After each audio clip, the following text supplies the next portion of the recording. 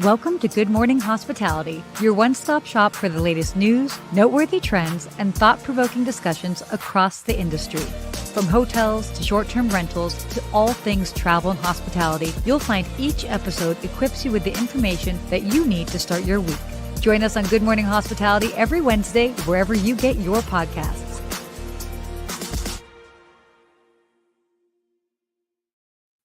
And it's a good morning. Good morning, Sarah. Steve, how are you doing today? I'm doing great. Happy Wednesday to you. I was looking forward to this. Were you? Yesterday, yeah. I was like, you know what? I need some of that early morning energy with Sarah. You get it, to get some laughs in. I'm excited to be here today. You know, we like to make sure that there's a little bit of laughs on the show here with some serious stuff. Yeah. You're here in Los Angeles. You're not traveling this week. Any travels coming up? No, the only travels are just in a 4-block radius of my apartment. All right. And it's fantastic. No, you know what's so funny? It is so great being home that even my phone sent me a message yesterday saying, "You've been sleeping more than usual." I was like, okay, thanks, phone. That's not weird. But, you know. Yeah, well, that shows you how active you are. And I've got a trip coming up in about 10 days. So I'm hoping we'll talk about this later, but government shutdown stuff. Let's see if I get to my trip. I think you will. I think you will. There. So I'm excited about that. But, you know, a lot going on in our world of hospitality, a lot of reports coming out, different things in the news. Yep. We've got a great show today, I think. We do. You know, we actually have a special guest on our show. But quick before, look, Christelle is in Santa Monica. She beat us to it. Hey. Yeah. By the way, let us know where you're joining us from. I'm obviously in you can't tell, but it's not sunny Los Angeles. It's barely bright. Thanks. Here in beautiful Miami, this is like the weather that I love. That, you know, nice high 70s, breezy. That go crisp, outdoors. Crisp 78 degrees. That crisp fall Miami weather is my favorite time of year. Fantastic. Yeah. So let us know where you guys are joining us from. It's been a big week. Yeah, I was gonna say before we jump in, how are you dealing with the time change? It threw me off on Sunday. I forgot about it. Oh, wait. I totally forgot. And then I went to go for a drive down to Malibu because I haven't done that in a very long time. Immediately regretted that because I drove by all these burned down buildings. But the other side of it is I kept driving and I'm like, I was on a hike yesterday and it was definitely bright. I could not figure it out. And then finally I was like, hey, Siri, when does daylight saving start? And then Siri's like, it started today. And I'm like, cool. Look at me figuring it out at 5. Oh, it starts on Sunday, March there she is. 2026. It works. November 1st, Girl. 2026. All right, Siri, relax. Lou, good morning from Charleston, South Carolina, one of my new favorite cities. Good morning. Exactly. Yeah, so it threw me off too. I woke up, had my morning coffee. I'm like, it is brighter than normal. What's happening here? I feel a little more well rested. So anyhow, good. We're feeling more well rested. We got a great show. So should we get into it? Enough coffee talk?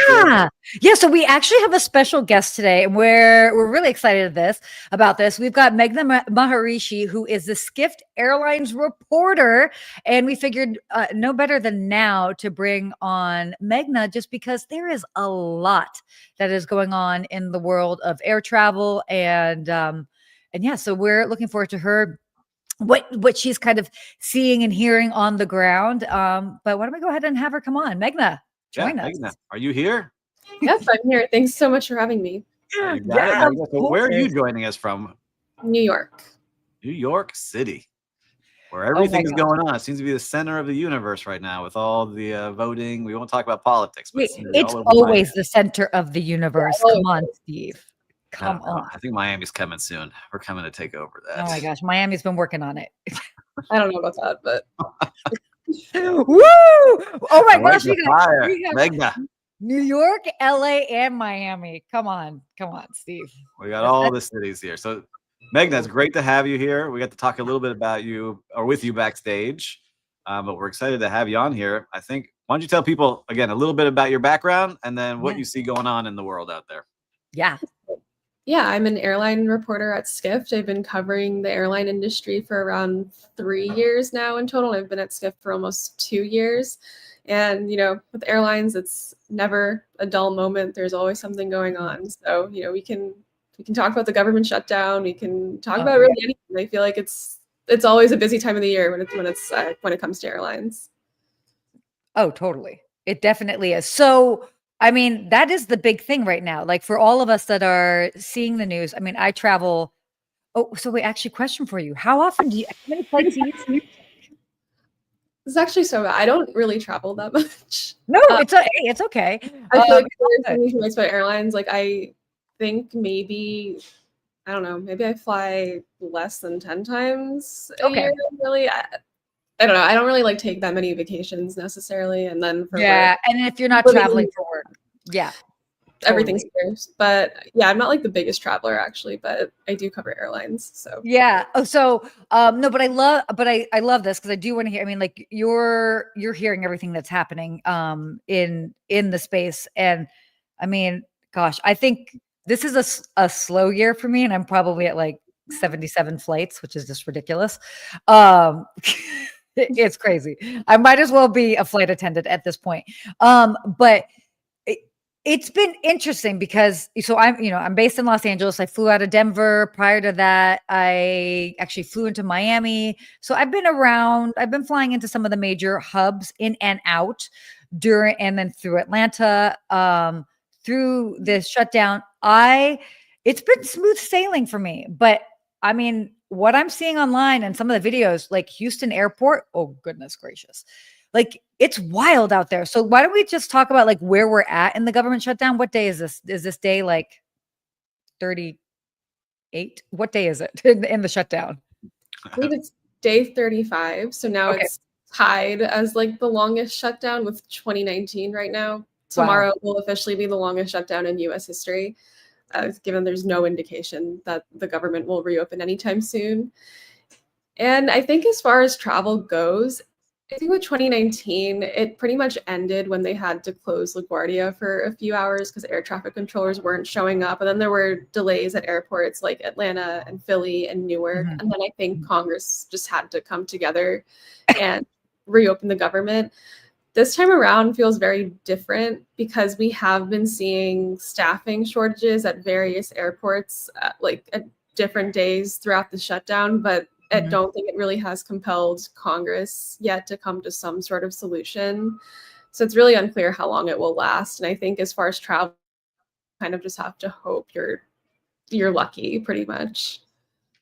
Yeah, and are you seeing any like specific data on like cancel flights or delays, or is there anything kind of number wise that you're noticing as you're doing the reporting? So it really varies just by the day. And like there are a lot of delays at airports that are due to like other reasons, such as construction, for example, and not necessarily because of a staffing shortage. However, the percentage of delays that are caused by staffing shortages has increased throughout the shutdown.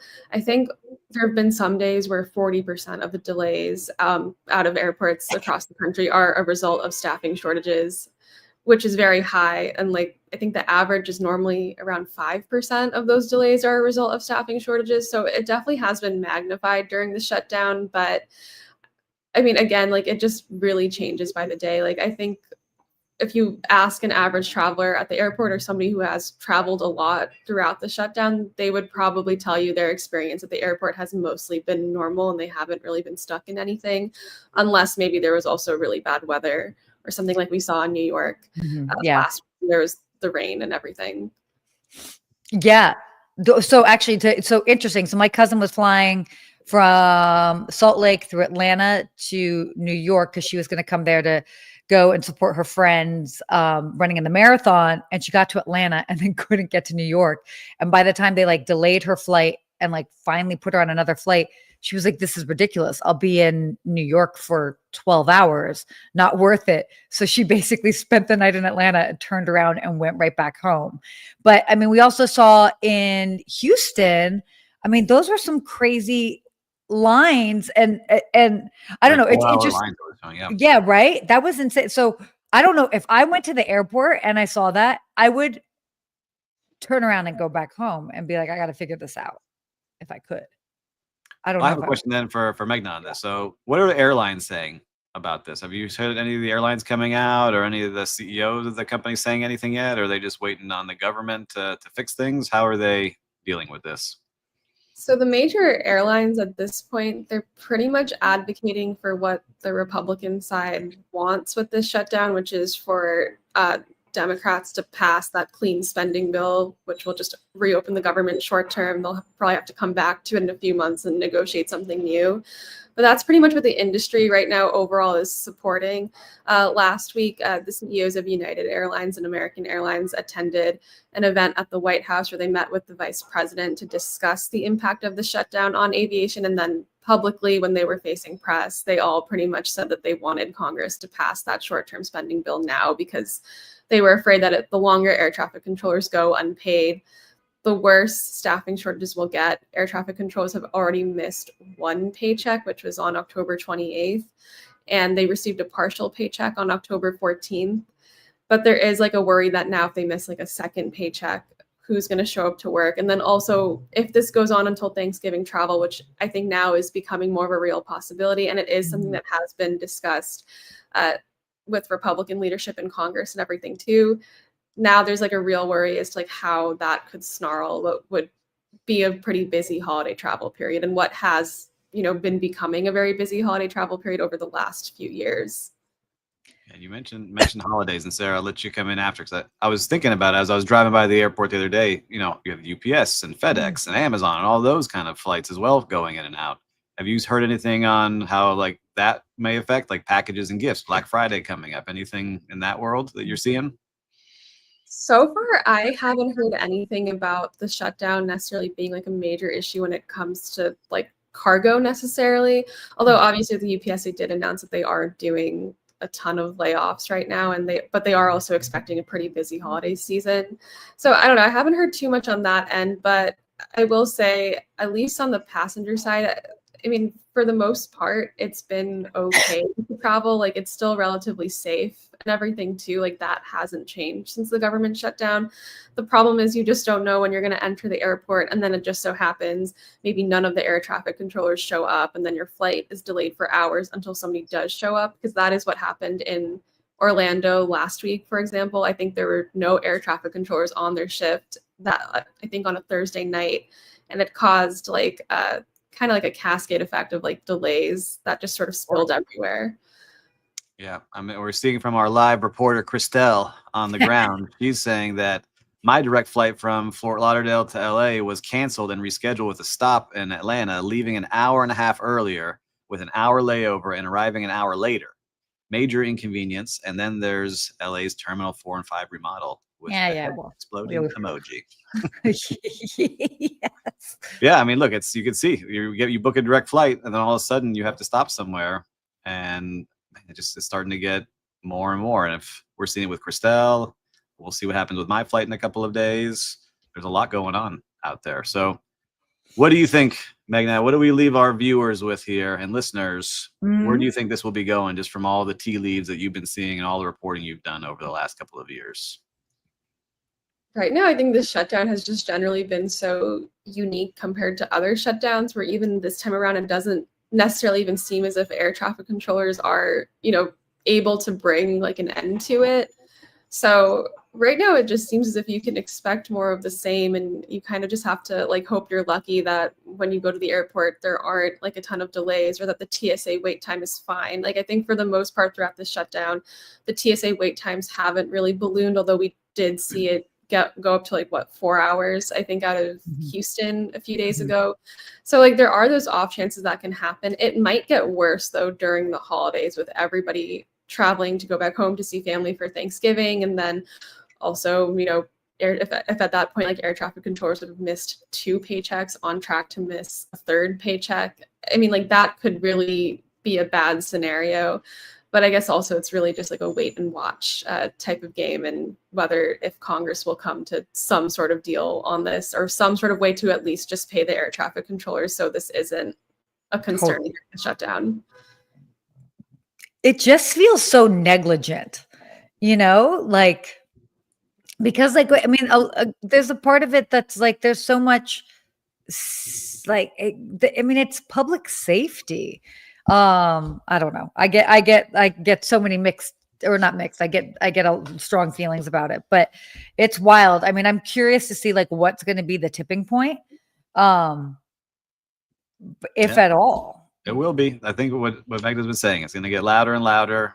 What Christelle is saying, that will multiply by millions of people traveling. Holidays, if you mess with people's families and holidays and memories that they're going to make because they couldn't get somewhere for a wedding. Like I have a wedding during that weekend I have to fly to. Like these are things that will really make people get really loud and say, hey, get this together or you're out. And voting, is the way to do it. So it will be interesting to see how this continues to go. But on a more serious note here, Meghna, you get to cover all the airlines. Yes. Are there anything that excites you out there that you're seeing that you love about these airlines, or something that really you're like, wow, this is very cool, or stands out to you because you get to study this every day? Yeah. Great question. I mean, I don't know. There's like so many different things.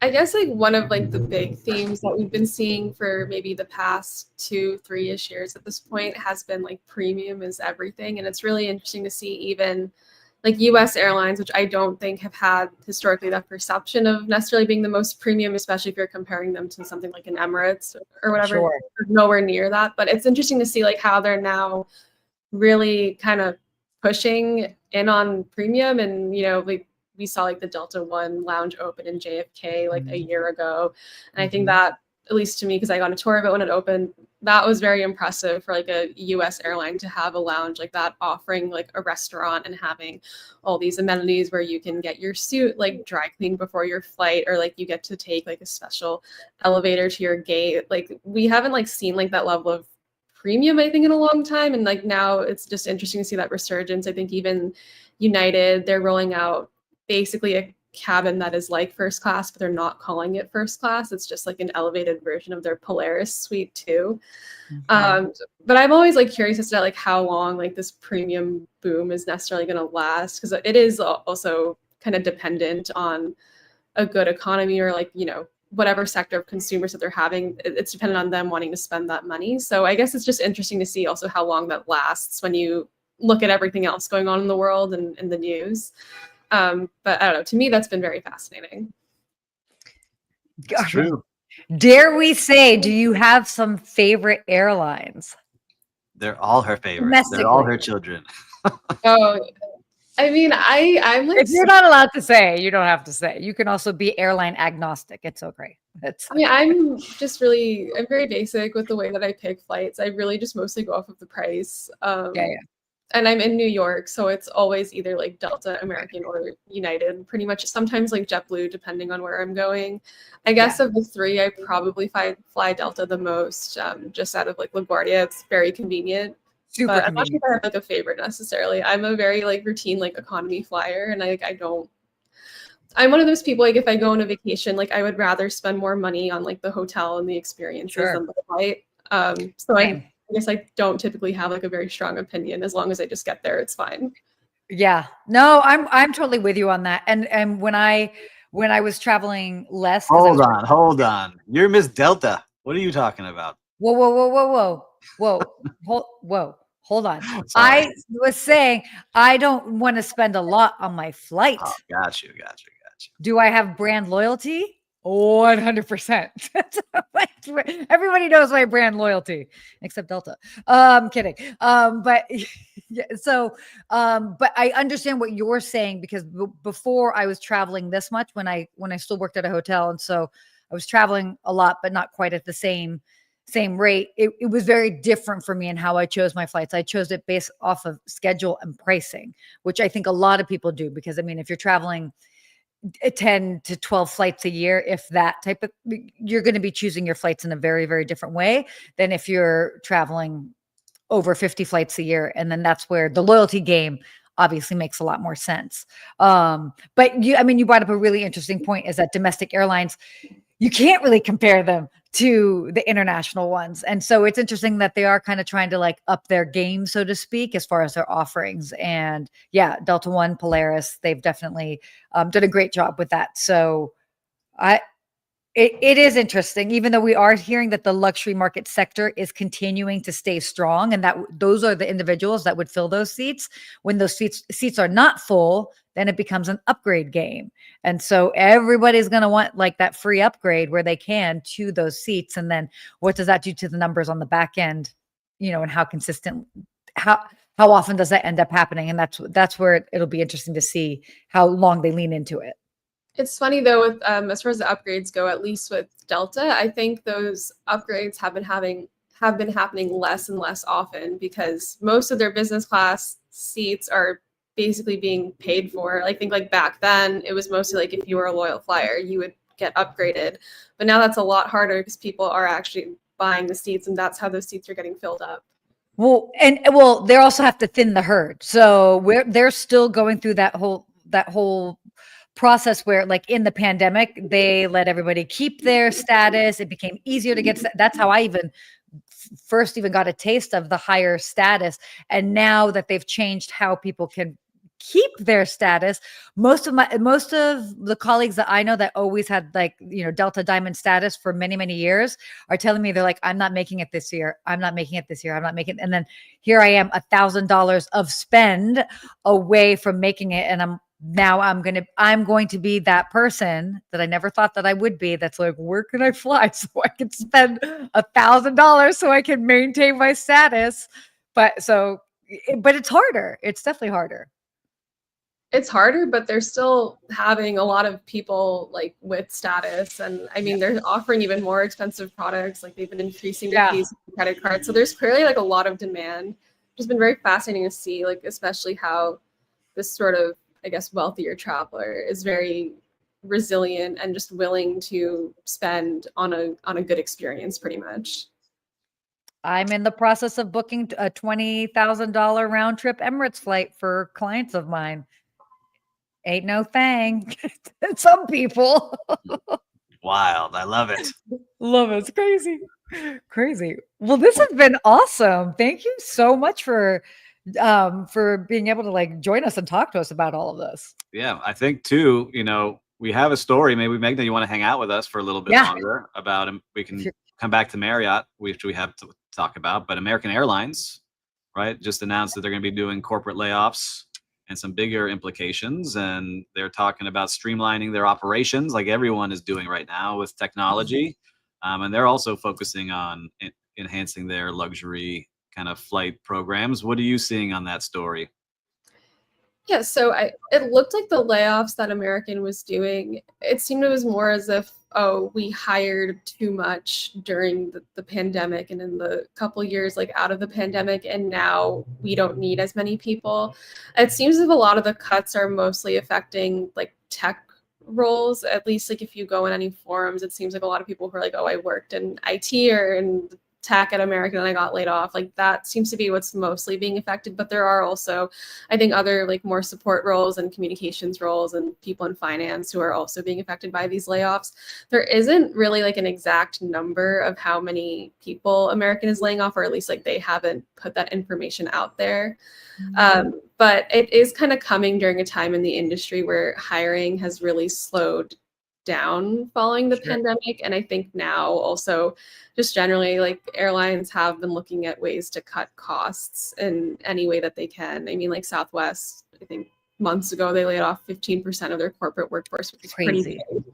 And that was like the first time they've ever done like layoffs, I think ever, especially to that scale in their company's history. And then also, I think another thing that's kind of coming out now is also AI and like potentially what jobs can AI do that they maybe don't necessarily need a human to do. We've been seeing a little bit more of that as well with like Lufthansa saying that they want to cut 4,000 jobs by 2030. And then United also mentioned on their earnings call that they eliminated around like 4% of management roles as a result of AI, and they plan on making more cuts in 2026. Yeah, I smile when I see this because of operational streamlining. It's because they're using AI technology, right? It is all of those positions that, like Sarah, we talked about it last show, and we got to see a lot of this live where hotel tools that are coming out where you think you're speaking to a human. It sounds like you're talking to a human and they're responding to you on the phone. And then that tool is then sending a message to the department that needs it. So those 2 jobs right there that are now gone, just in that one little funnel of operational streamlining. So I think we're going to see this more and more. So if you're listening to me out there, if you're entering data, if you're just taking phone calls, start learning how to use new tools or to become more efficient, because you will be operationally streamlined out of your role in hospitality. So, anyway, that's my soapbox, my TED talk here, because I think it more and more across every industry. It's happening all over the place. But, what is Paul saying? Feels like tech enablement is where you'd want to invest to help streamline processes and trim expenses. I agree with you, Paul, but we'll see kind of what comes from there. Well, Meghna, look, we loved having you on the show today. Yeah. It was awesome having you here. You're free to hang out with us if you want. We're going to go talk about some hotel stuff, but you are amazing. I love learning so much from you. And for all the listeners and viewers, make sure to check out all of Meghna's writing and articles on Skift. And where can they find you online if they want to connect with you? Are you on LinkedIn or Instagram or anywhere like that? I am on LinkedIn, so you can connect with me there. And it is just my name. All right. Amazing. By the way, you are welcome to come back and join us at any point. And considering that this shutdown is probably not going to end anytime soon, we might need to have you come back. So yeah. I'm flying 4 times. I'm flying 4 times this month, so I'll let you know what I see. I mean, good luck. Good luck. I love it. Good luck, Steve. Good luck. I'm gonna need it. I never fly. Now I picked this month to fly, and look what happens. Amazing. All right. Well, thank you, Meghna. Sarah, Thank you, Meghna. let's get into what Marriott's doing. What do you see in this Marriott report? Okay, cool. So this is interesting. So Marriott's 2026 outlook and also business update. So their forecast shows optimism in the future. And it's kind of fueled by obviously the FIFA World Cup. That's going to be happening in several big cities across the country, including Los Angeles, and then also a new co-branded credit card partnerships. So there, as we talked about it with hotels. Obviously, this is huge with airlines. Just continuing to they're seeing this continued strength in the luxury and premium segment. So it's Luxury interesting. and premium keeps going. There was 2 things that really stood out for me here. Sure. And when the CEO was talking. First, the credit card. Did you see how much money they make from having? Oh, no. Wait, repeat what that is. All right. So Marriott has a program where they have their loyalty points and they have credit cards, right? And so those credit cards are run by Chase and also by American Express. Mm-hmm. And Marriott gets paid for their brand to be on those cards. Mm-hmm. Nothing else. And they made $619 million from people swiping their branded American Express or Chase credit cards. They didn't have to lift a finger operationally. They didn't have to do anything to earn that money other than have points available. And then the craziest part is they get to double dip. So when that guest checks in to one of their Marriott hotels, they also get a payment from that room, from that hotel owner, because it's part of the Marriott, revenue or the reservation generation fee. Mm-hmm. So it's just an amazing way. It just shows me. I was so impressed. I actually deep dived into it. I was like, you have a brand and you can create awareness. You get paid just to have that brand that people respect on that credit card. Yep. Isn't that crazy? And now they're going to have Chase and American Express renegotiate, go back and forth. And so that $619 million is going to increase. I'll bet we're going to see $1 billion deal.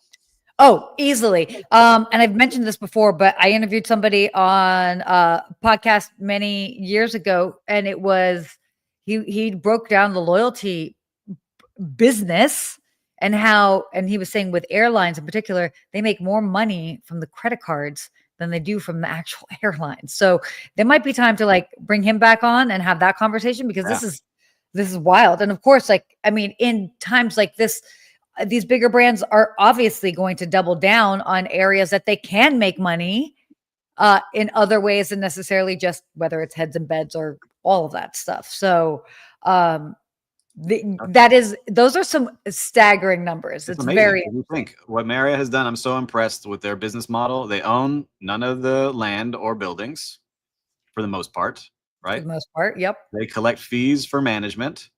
They collect fees on the reservations. They collect fees on the credit cards. They collect fees on a lot of different things, but there's very little risk on a lot of their program because they don't own the land or the buildings in a hotel like a normal hotel operator would have. But the one thing in there that showed was a little concerning, right? They Hmm. get paid bonuses and extras on performance of those hotels based off of the bottom line. That dropped this year. So even though they're making more on the top, they didn't get hit those bonuses. Why? Because labor is getting more expensive, supplies are more expensive, food and beverage is more expensive. So at the bottom line, they're not seeing that profitability number that would trigger them getting more fees and bonuses. So it's something to keep an eye on as we continue on. Yeah, it's just such interesting time. It's so wild because it all depends on who you're talking to as far as what they're forecasting. And obviously every business is going to try and make like future forecasting look good, and it depends on how you focus and where you focus your business. It can really impact that. So Like every business got to survive on the bottom line. There's ways to fluff things up with yep, revenue per available room yep, and how much you're going to grow on the top. It's what can you actually bring down at the bottom. So exactly. interesting from this report. But yeah, credit card game is really interesting. Totally. So I know we're kind of Or like, anyway, yeah, yeah, should we quickly touch on this next topic? I think so. We could talk Yeah. about this one. Mhm. Okay, cool. So soil carbon credits, the travel industry's sustainability shift. So the travel and hospitality brands have been really investing in soil carbon credits to meet emissions goals and kind of appeal to those eco-conscious travelers. So how are they doing that? They've got farmers generating credits through regenerative practices like covering cropping and reducing tillage. Also for hotels, this represents like a kind of like a new model when it comes to sustainability partnerships. So, purchasing or sponsoring local carbon offsets. But of course, yeah, this is interesting. I feel like you've got a lot to say about this, considering the projects and stuff that you've got Oh working yeah, you on. know, I'm investing in the farm hospitality Yep. industry right now, where we're building our buy project on a hotel on a farm, and so we're excited to see that. And we see a lot of these things now. A lot of people pitching us different products about sustainability and how to offset certain things and partner with people. And Hmm. I hope a lot of them are real, right? But we're starting to see a lot of them that may be a little bit of fluff, and I think that's what some of the industry is starting to see, like where bad actors who are polluting the air can buy offsetting credits for air and planting trees. And I started learning about some of them, and not everyone's on the up and up. So this is a way to kind of like hopefully make it even more local, so you can see like I want to offset in the community that my business is in versus I want to buy credits where they're planting trees in another country that doesn't really affect my neighborhood, right? So I saw a Yeah. lot of those things as I've been learning about it. So this one seems to be doing that. And so I hope that it really does make an impact because there are so many people out there. But I go back to having, when we talked about the cruise ship, and I forgot which cruise line it was, the CEO said, look, we need to go back to truly having clean energy, not offsetting and things that are kind of greenwashing. So Totally. I think that's where we need to get to versus buying these credits, but it's better than nothing. That's how I look at it. Yeah, no, agree. Couldn't agree more. And again, it is not just happening in hotels and hospitality. I mean, it's happening in a lot of industries. Yeah. So, as you mentioned, cruising and I mean, even electric vehicles. So, yeah, it's definitely fascinating for sure. Okay, why don't we do a quick real-time recap? What have you seen out there on the streets of hospitality? Listen, I haven't traveled this week. I took it easy, but I will say something. I've tried to be a good neighbor this Okay. week. I've been going for long runs and walks in my community park out here. And the last 2 walks I've been on, a little kid has kicked the ball into the street. And I say, hey, kid, stay on the sidewalk. Parent, I'll go get it. I'm already over here. I go in the street, pick up the ball, bring it back to the boy. Say, hey, enjoy the rest of the day. Just a little kindness ripple, something that was built in us from hospitality. And I think a lot of us can do that, whether it's holding the door for somebody, saying good morning, good afternoon. Like a lot of big cities that we live in don't do that. And I think that it goes a long way by putting that little hospitality ripple into the universe. So that's my real-time recap today. I love that. The hospitality ripple. Well, I'd almost say it's the hospitality small world effect.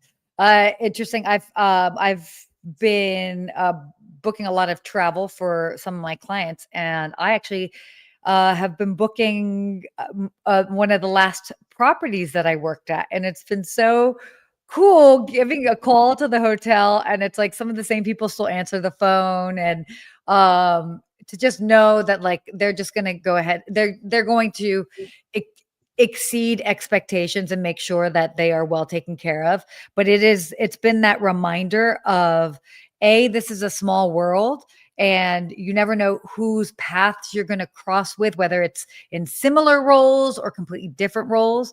But for me, I love that. For me, it reminded me, sorry, of my hospitality family. And yeah, so it's just always that reminder. You will probably cross paths with somebody again in the future, and to always be kind and nice. Yeah, I love it. I think that's great. And it goes to our quote of the week. Yes, let's get into that. You All want to say it and share it? Let's see it. I got it here on my screen. Resilience in hospitality isn't about avoiding turbulence. It's about learning how to fly through it. Ooh. And I think that's a great example of what I was showing behind the scenes. Not everything will go your way every single day. You're going to have to deal with iguanas sneaking into your vacation rental and having to pull it out, as one of my team members just did this morning. That was not something on the bingo card we had today, but you just never know. And you do things the best you can, and always do it leading with kindness. Like Lou was saying, it never costs you anything. So I enjoy that very much. Nope. Oh my gosh, it's such a great quote. Yes, and being kind never costs you anything. It's interesting times, and I think that's also a really great quote considering we are going through turbulent times. Yeah. Well, you did, and we had a great show today. I'm curious, listeners and viewers, if you're watching on the live, did you like us having Meghna as a guest on? Should we have some more professionals and reporters and people in the industry on? Let us know in the comments if you liked it or not. I did very much. I'm not sure about you, Sarah. I'm sure you did. Of course. Are you kidding me? I love that. having people on that, just like some of the different reporters that just can really help us do a deep dive. So yeah, I love doing a deep dive on certain segments, and we learned a lot today. And I know you definitely learned a lot. And so listeners and viewers, if we learned something, your friends will too. So make sure to send them this episode. Subscribe if you haven't. You can find us on Skift and on all streaming platforms. We love coming to you live every single Wednesday. That we do. So until next week, Sarah. Stay hospitable. Oh, we will get it. it. Oh my gosh, we'll get it on track one day. Bye.